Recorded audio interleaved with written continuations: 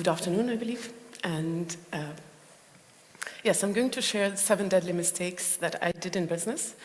And I thought that I had only done this presentation once, 3 years ago, but apparently I had sneaked one of them into our Mindvalley team. But 3 years ago, exactly, I made this presentation, that actually a picture from that talk. I'm, as you can see, wearing exactly the same things because I'm a little bit superstitious. And it was in June. I had come from AFest, and in May, I was in Estonia at the lawyer's office signing the divorce papers from my business partner, Irina, at that time. And she didn't show up because she didn't want to face me. So I signed the divorce papers by myself. She had a lawyer sent to sign the papers on her behalf. And then I flew to AFest, and I had never spoken at AFest at that time, but I was playing with the idea of what if that was the learning I could share with the world. And I jotted down a few things that I learned. And then in June, I was speaking at some internet marketing event, and somehow they asked me to make a second presentation. I was speaking about the regular topic I talk about when I talk about marketing, which is building relationship with the audience, but somehow they wanted me to speak more, so I had my little mastermind then, and my mastermind was coaching me, and my mastermind said, yes, go and talk about your mistakes. And to be completely frank, I was actually not sure if I was ready to talk about that, because you know, when you divorce from someone with whom you've worked for a long time, and I'm talking divorce in business terms, of course, there is a lot of resentment, a lot of feelings that you're not sure if they're okay. So I was not sure if I was ready to share it, but I shared, and I was going through that presentation before coming here on stage, thinking, is it still valid? And I think it is. I think it is, but you'll see what's happening. So a little bit of a background. I have had a few businesses. So the story that I'm sharing is not about the main Mindvalley. Main Mindvalley has its own journey. This is a story with my own business. I had a friend, Irina, who suggested that we take some of the Mindvalley's authors and translate them into Russian. And that's how our business started. We started translating American authors into Russian, selling them in the Russian market, and we started our own business. But at that time, and I'll share about it a bit later, we had a very strong desire to prove ourselves. So the whole business was a separate venture. There was Mindvalley and there was Mindvalley Russian. So what I'm talking about is the Mindvalley Russian, which I would say that does not exist anymore, because 3 years later, we've decided to put everything together to integrate and to not be a separate unit, but to be actually just a different branch of Mindvalley. So the story is about a business which essentially does not exist, but it continues. And the mistakes that I learned. So as I said, I had this business with a friend of mine, and everything seemed to be fine. We actually did pretty well. We grew our business to 1 million very fast. And we were very proud of ourselves, because if some of you had seen me before the startup day, I shared that I come from Soviet Union. In Soviet Union, entrepreneurship was not only not encouraged, it was illegal. If you did entrepreneurship, you would end up in jail. If you did anything, there was no private property. So of course I grew up in an environment where, you know, it was good grades, school, career, and good job was the height of what you wanted to achieve. So when my friend at the time, Irina, told me, let's start a business, I was like, I'm not a business person. I worked for the government and for UN. That's my path. But we started anyway. I had nothing to lose. It was fun. It was interesting.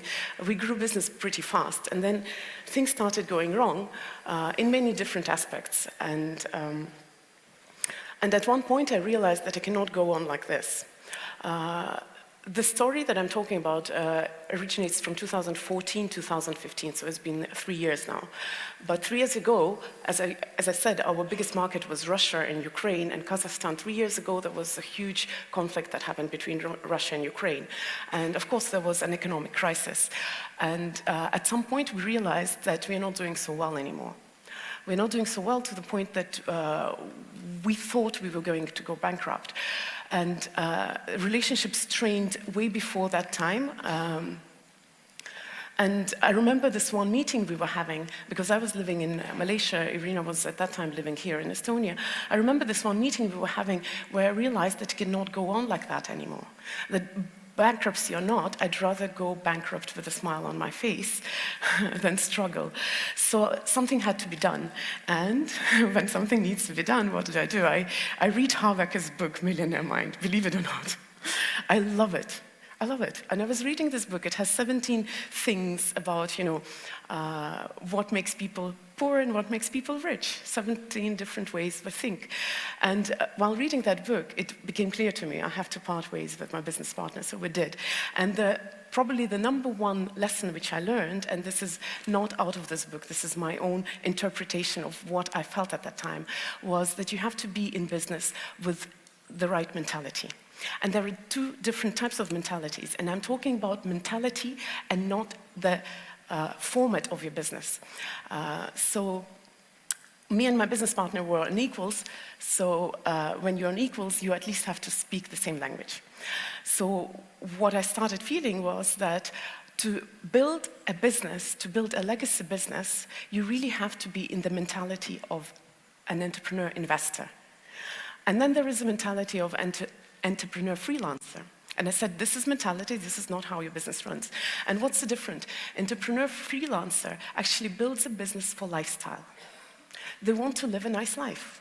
Business gives you freedom. Oftentimes, if you're doing well, it gives you a lot of money as well. Businessman, investor builds a business for legacy, to do something, to change the world, to solve some problems. And hence, the motivation is very different. Businessman who is, in their mentality, a freelancer, they need instant gratification because they build business for lifestyle. Entrepreneur, investor, they build business for legacy, so they are okay to wait longer. And how does that translate? If you're entrepreneur freelancer, you care about what you pay yourself as a salary. You'd rather have a higher salary. If you're an entrepreneur investor, you don't mind if your salary is just okay, because the profit in your business is more important, or the profitability, or I would say the profitability of your business is more important than your salary, right? But it goes even further. If you're an entrepreneur investor, you don't even take out the profit, because this is also freelancer mentality. You actually invested back into business to grow it. So, and that's the difference between, instant gratification versus waiting for long-term gains. And I would not say that one is better than the other. You need a little bit of both. You need a little bit of, especially if you work for your business, you need to have a little bit of this entrepreneur freelancing in you as well, because the point of a freelancer is that this person sells their time for money. So if you're engaged in your business, if you're not just a co-founder and you've stepped out and you have the team running it, then you need a healthy dose of entrepreneur freelancer as well, because otherwise you will not pay yourself for the time that you're putting. But the difference with a mentality of an investor is that you realize that in business, it's not the time that you put in that pays. It's the risk that you're willing to take that pays. If you're willing to take risks, you can get really huge payback. If you're willing to only sell your time, then you're only going to sell your time, and time is limited, infinite, and your salary is also limited, infinite. So that was my biggest lesson, probably lesson number one, and almost all the other lessons that I'm going to refer to are based in that. Here I want to refer to a friend of mine, Garrett Gunderson, who says that the best investment you can do is the investment in your own business. And I truly agree with that. Because people who go into business, we often start looking into, growing passive streams of income, which is good, but the best investment you can do is investment in your own business. And we were chatting actually with a friend of mine, Gautam, who's there yesterday, and he said, doesn't that difference between freelancer mentality versus investor mentality doesn't depend on the stage in which your business is. But I remember seeing Vision building Mindvalley. Then I was just helping him. I wasn't really in business so much. And he's always had investor mentality. Even when he didn't have a team, he had an investor mentality. He wanted to put everything back into business and grow that. So I would say that no, it's what's in your head, it's not what you have. You can have essentially freelancer type entrepreneurs with big teams, but still their business depends on their time. So the next lesson is financial mismanagement, and that's obviously coming also from that duality, you know, are you a freelancer in essence or are you an investor in essence? So because we were running our business as freelancers, we were taking out a lot. So I looked into this, into our finances. This was year 2014, and statistically that was the best year we had. We had the biggest launch revenue, we had the biggest revenues in all the years. We were doing $1 million, but we went bankrupt. And when I split the expenses that we had, I realized that a huge chunk of expenses were completely unnecessary. They were our lifestyle expenses. We wanted to fly business class, go to good events, stay in 5-star hotels, pay ourselves big salaries. Had we had a little bit, a healthy ounce of different kind of mentality, we wouldn't have done that, and we wouldn't have run our business into bankruptcy. So money mismanagement, financial mismanagement was probably one of the painful lessons that I've learned. I've never liked finances. I've always dependent on someone else to run them. But I think if you're serious in business, you absolutely need to have this literacy. You absolutely need to have the picture of what's going on, because you can have beautiful revenues, you can have beautiful business model and still run it into bankruptcy. And again, I want to go back to that same dichotomy. Are you a freelancer in your mindset, or are you an investor in your mindset? Then the next lesson that I learned was the crisis. And I'm going back to what I very briefly explained to you what had happened. So our business almost went into bankruptcy because we were facing economic crisis. Yet, I spoke in Russia, in Moscow, a year later, or 2 years later. And there was this guy who's running one of the biggest banks in Russia, Alpha Bank. He said they survived 5 massive economic meltdowns. Crisis doesn't have to kill your business. Crisis is in your head. It's not really a reality. So what happened to us was that in 2014, a war broke out between our 2 biggest markets. 70% of our market was Russia, and almost 30% was Ukraine. And Russia and Ukraine went into war. And obviously, that created economic crisis. Ruble fell, hryvnia in Ukraine fell, and I remember one promo we were having in December 2014. It was a 4-day promo, and we decided to go over the market and to fix our prices in rubles. So when we started the promo, day 1, the price of the program was $38, but the price was fixed in ruble. Day 2, the price of the program is $28. Day 3, it's falling down, and then we have day 4 left. We got so scared, we didn't know what to do. So we did the most logical thing. We cut the prices, switched off traffic, and laid off 50% of our people, obviously. Anyway, this all led to near bankruptcy in March, and then me deciding, as I said, I'd rather declare myself a bankrupt with a smile on my face than try to save a business struggling.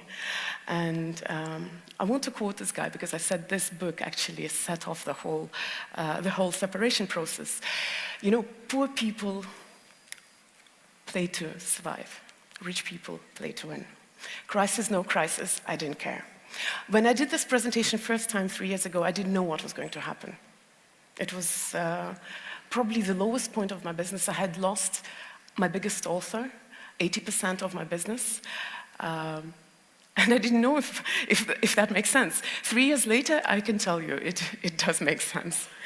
I survived because I stopped playing to survive. I started to play just to enjoy it. And as I said, one of the biggest mistakes we did was switching off the traffic. Well, my business has the background of internet marketing, so internet traffic was a big deal for us. In any other business environment, I would say you should know what is your lifeline. And having an audience, having customers, this is definitely a lifeline. In our business, it was paid traffic. We switched it off, and we could never get it back on track. Even now, 3 years later, that line life is not in the same state. But it is okay, because in the 3 years we have reinvented our business, and that lifeline is not as important. But you have to know what's your lifeline, and you have to treat it as a sacred cow. And it's very often it's tempting to switch off marketing, because it's the delayed gratification. It's not always straightforward. And we keep the things which are obvious, and we are forgetting that sometimes you have to invest in the future to make it a success. I actually learned the lesson about how important is marketing when I was 14. And well, I was studying a little bit of business in some extra school activities, and we played this business game of building a business. And my first play business actually died because I didn't want to invest in marketing. So I learned it second time later. Another one is, I'm actually not going too much into details because this presentation was done for the internet marketing crowd, so that it has a little bit of that flavor to it. But it is relevant actually to whatever business you're talking about. The fifth thing which we did, again, we burnt our loyal audience. And again, I'm going back to the first mistake. Instant gratification versus the ability to wait for bigger gains. Freelance mentality versus investor mentality. And burning your list is a very clear sign of freelance mentality, of instant gratification. I will show you a chart a little bit later which shows that, if you're trying to squeeze out of your audience as much as possible right now, it's really a bad idea. So what happened? Our list size dropped half. We had half of the audience left. Our launches, of course, stopped working. This is so natural and so obvious. Of course, if you don't treat your audience well, they're going to go away, they're going to stop buying. It's so obvious, they're going to stop engaging in what you're doing. So all our vitals went down, and I'll show you a few charts. They might be not terribly visible, but I like numbers. So as you can see, the huge drop is 2015. That's exactly the aftermath of the crisis and of us separating. 2015 is when I separated from my business partner and started reinventing my business. It was also the lowest year of our business. And as you can see, 2014 was actually a pretty good year, yet it was the year when we declared bankruptcy. And this is the combined launch plus promo revenues for that year. And maybe you can see in 2015, the green is the promos. And promos are the desperate measure. This is the freelancer mentality talking. Let's sell everything half price. And launches is investing to the future. You launch a new product. You're looking into the future. So in 2015, although the combined number is not as terrible, it is bad, but it's not as terrible, but half of what we were doing, we were desperately selling off everything that we had for half price. And this is the engagement of our list. It doesn't seem so drastic, but I put the red line where the separation happened. As you can see, engagement of the list was actually going down pretty bad. We are improving because we realize that burning your audience is the stupidest thing you can do for business. And this is an interesting chart which shows how stupid it is to slash your prices to 1/3 of what they should be. 2014 is when we were in panic. 2015 is when our prices were at their lowest. And as you can see, although the sales number is actually, well, it's dropped as well, but the revenues are completely terrible, then we started getting the prices back up to their normal level in 2016, 2017. And although the sales amount was not dropping that much, the revenues were going up. So 2017 is a little bit odd number. And actually, I want to tell you that 2018 is spectacular, but I'll talk about that later. And the last chart, which also showed me the fun of reinventing your businesses, is the mail list size. As I said, our mailing list actually dropped quite a lot. So, of course, our revenues dropped. We never got back to the previous mailing list size, but 2017 is a little bit funny number. We actually took a conscious decision to not send our promos and launches to the whole list blanket sales. We actually are much more selective. So our list is actually bigger. This is the amount of people who are getting our offers. Our list started growing, but we deliberately don't want to burn the list, to burn the audience. So we're sending only to the people who get engaged. That's why the number of the list seems in 2017 lower, but this is a conscious decision. The audience is actually bigger, and the revenues, as you can see, do not drop because you're more targeted, you're more selective, you're much more in tune to what your audience wants. You only offer to those who actually need it, who actually want it. Mistake number 6, partnership is a crutch, and that was probably the most difficult thing that I learned. I went into partnership, I'm sure a lot of you relate to that. I went into business because my friend suggested that we start a business. But did I believe in myself as a businesswoman, sorry? No, I thought I cannot do it by myself. How many of you who have businesses felt that you needed someone next to you to make it? Can you? I think if you are honest with yourself, you will have that moment when you're like, can I do it? Can I really do it? And I remember that day, our relationship, business relationship was hard with my business partner for a few years, but I didn't dare to make the step. I just didn't dare, because I thought, I can't do that. I can't do it on my own. It's impossible.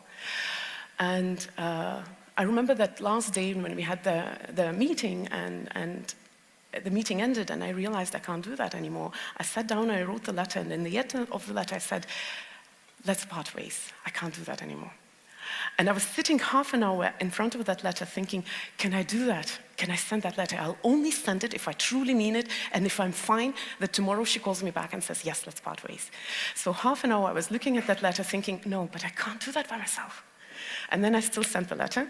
And the next morning I woke up, and I think I shared that story. This is a mirror in my bathroom. Why I'm sharing it here is because I remember that moment standing in front of that mirror the next morning and feeling that I have wings behind my back. Not only did I know that I can do it by myself, I felt freedom. I actually realized that I can do it way better because I can be myself. So why didn't I stop it earlier? Because I was first afraid of conflict. It's always scary to start a conversation which you know will upset the other person. We also had this weird mentality of trying to prove ourselves. As I said in the very beginning of the presentation, we decided not to be a separate business from Mindvalley. We decided to actually be part of Mindvalley. But for years, I was building business with the desire to prove myself that I can do it by myself. I can build $1 million business without vision. Stupid idea. I actually did it, but did it make me happy? And that also made me incapable of asking for help. We were building a copy of big Mindvalley. We could have done great, but we didn't even bother to ask for help. And we also refused to take help because we had to prove it. We had to prove it. So rather than thinking about business, we were thinking about our own egos. So the moment when I parted ways with my business partner and I realized that I'm in free fall, none of that made sense anymore. I didn't care if I prove it. All I wanted is for this business not to die. And that gave me freedom. And the last thing which I learned was that you should not bring yourself as a sacrifice to your business. I was asking myself why for 6 years I was doing it with someone and 3 out of those years were miserable. I was unhappy. And why didn't I write that letter earlier, let's part ways? And my explanation was always the same. But I have customers, I have people who work for me, I have this business. This is an obligation. I cannot do that. I cannot let it down. So I'd rather be unhappy myself, but not let it down. And I shared that story in my happiness talk, but I'll share it again because it's important. I had a chance to ask Dalai Lama what to do if you do not feel truly happy, but you also understand that you have to be happy. At that time, when I asked that question, I was also doing charity. I was working for UN with refugees, and I saw a lot of refugees in Asia. Is a very scary situation. We have refugees from Burma with terrible stories. So on one side there was Mindvalley and the whole idea of, becoming a better person, and on the other side there was this misery of refugees. And I asked Dalai Lama, what do I do? He said, you cannot help anyone if you're not happy. And I knew that for years, yet I didn't part ways with my business partner. I chose to be unhappy for the sake of business. And that was the last lesson. But since 3 years have passed, I've learned another lesson. Another lesson from free fall. So I'm sharing an 8th lesson. I actually also got a few swimming lessons from Richard Branson. But that's not that lesson that I learned. That's the quote that Vishen actually shared a few days ago, and that happened on this trip. When Vishen asked Richard how does he build his 300 companies, and 8 of them are over $1 billion, and he said, you have to find people who are better than you, and infect them with your passion, make your business their mission, and then get out of their way. And that, I think, is the last lesson I learned in the past 3 years. So what I shared with you until now was what I learned in June after the bloody separation in May. But this is what I learned 3 years later. I have a beautiful team, and sometimes I feel like, do you guys even need me? Yes, I'm still the face of the business, but I know they can do it way better without me. And as I said, 2018 has been spectacular. If the numbers that you have seen for 2016, 2017, they've been improving. But from 2017 to 2018, we're seeing the double of our business right now, and it's been consistent. And I have been out. I've actually been out. I've actually let my team run it because they're doing it way better. I'm still there. It's still my baby. But I understand that sometimes you have to have the team to do that, because after all, your business is your investment. And if you can afford not to sell your time for money, this is the best investment you can do. So here's the picture of most of my team 2 days ago here in Tallinn. And as usual, be happy. Thank you. My question, because I'm in the middle of constructing a partnership that's already showing some issues, is do you wish you didn't do the partnership to begin with and just went out on your own? No, or I don't. How would you have done it differently? No, I don't. I wish I was a bit braver to end it, but I absolutely do not wish to have started it without a business partner. I think whatever our life gives us, there is a reason why it is. And you learn your lessons. And it is actually a very interesting question, because people often ask about the whole partnership. People are afraid to be in business with friends, with life partners. I do not think that this is, strictly speaking, related. It is a little bit scarier because you think that if something goes wrong in business, that will affect your partnership. But the truth with my friendship with my business partner is that we started not seeing eye to eye in personal life, and that translated into business. So in business, I should have taken a decision earlier, but business did not ruin our friendship. The same way as business does not affect, of course, it has some effects, but my relationship with Vishen. And the truth is that whatever you do, partnership is partnership. Whether it's business, whether it's children, whether it's how to plan holidays or household, they all will have an effect on your relationship. So it's about the relationship, it's not about the business. So if your relationship is stable, the business will be fine. So I would never say that it's a bad idea to go into business with a friend, with a life partner, but you have to be conscious when you are doing that, obviously.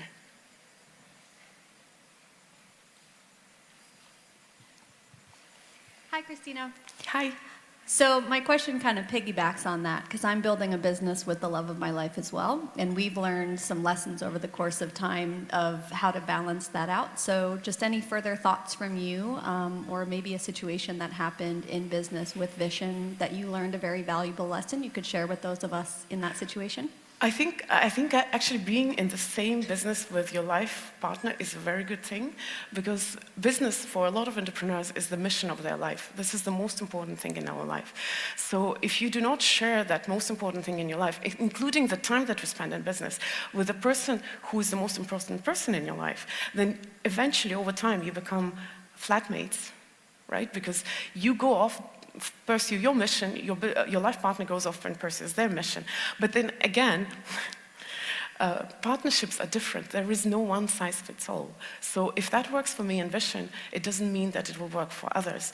So what I want to say is that there is an idea or a topic of building a relationship, whether it's with a friend, with a lover, and then there is a topic of building a business, and let's not put them together. They are separate themes, separate topics. And once we start translating one into another, that's when the problem starts. So when I started business with my friend, we let the friendship override our business decisions. So our friendship said that we're friends, we're equal. In business, we could never make the decision who is the most important decision maker. We were 50-50. What was the result? We were not taking any decisions whatsoever, you know? A failure to make a decision, I know it's a cliche, a failure to make a decision is a decision to be a failure. So if you don't allow the partnership theme override what is important for business, it's not going to affect. And I think this is our problem. We often put everything together, but we should not. So it's also a skill we have to learn to separate. So let's say, I went further. My parents work for my business. But when we talk business with my parents, I'm a boss. Actually, not anymore. Now it's Vika who's the boss. But never mind. I mean, if you are okay to separate your personal feelings from business decisions, and if the people who you work with are okay with that, then I don't think it's going to have any bad effect.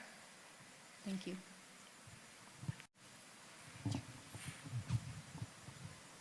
Here, how did it change when we were being paid for time and then you changed to be paid for risk? How was that change, and what was the product or the contract? Well, we didn't have the choice, the split like that. I still work for my business, so I still put some working hours and I do get a salary. But the bigger rewards for what you're doing, you're getting in valuation of your business, in profitability of your business. So while my salary is adjusted to the salaries of the rest of the team, because it's in the context of me selling myself, my time to my business. So that in that context, my salary has to be comparable to, let's say, the person in my team who is doing similar work or in similar rank, right? But that's not what brings, like financially, that's not what brings the biggest reward in business. What brings the biggest reward in business is the profitability of it. And that's the risk that you are taking. And profitability has to do only with me because I'm the one who takes the risks. So there is no separation that I was just paying myself for time and now I'm paying myself for risk. You build business for risk. And if your business succeeds, that's your reward.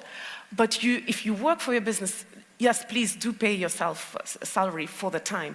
But when we were parting ways with my business partner, she said, I've put 6 years into this business. I think I deserve more. But that's the thing. 6 years that you've been getting salary. What you deserve is the equal share of what was left of what we created together. And what was left was the bankruptcy. And I want to quote here Robert Kiyosaki.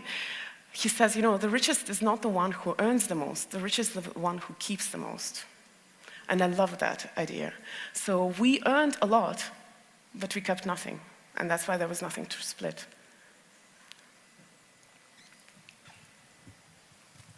Hi, Kristina. Hi. Pardon my voice. I found that very inspiring because I went through something very similar in the 2008 economic crisis, and I always blamed the external crisis. And you made a point and you said the economic crisis revealed our weakness. And now reflecting on that, it took me some time to say, okay, I'm going to get over that fear that I gave it all, it was my baby, it was everything I wanted it to be. And I kept saying, well, it was an external thing. I didn't have to go bankrupt, thank God, but it was borderline. But you had to break it apart in pieces and sell off, the intellectual property and so on. Where was that point where you finally said, okay, I'm going to reflect and say, now if I'm going to go forward with this, how can I protect the next venture? If something like this is going to happen again, because crises happen, and when it comes to education and self-development, it's almost in the eyes of the world, it's that extra, if you've got that extra disposable income, you can spend on this. It's a luxury. So where in the next crisis, because it will happen, so what is that thing that you've taken from this? If you can give me one major thing. I've quoted Habeck in that point, said that rich people play to win and poor people play to survive. So the fear of the next crisis is the poor person's mentality, because you're afraid, you want to survive, right?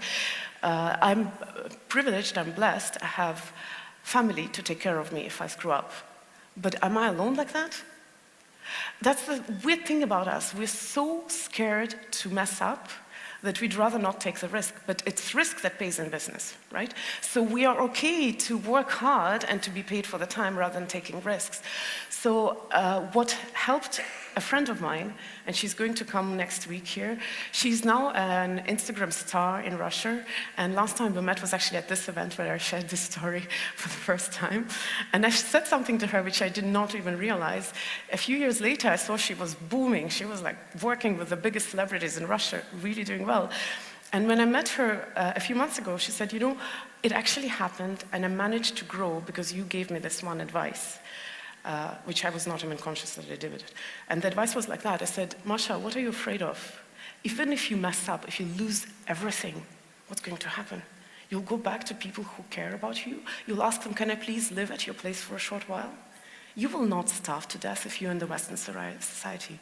You will not be left on the street. Most of us, I'm not talking that it's 100%, but most of us will be okay and then get back our feet and get back into business. And I think the fear of making a step back paralyzes us.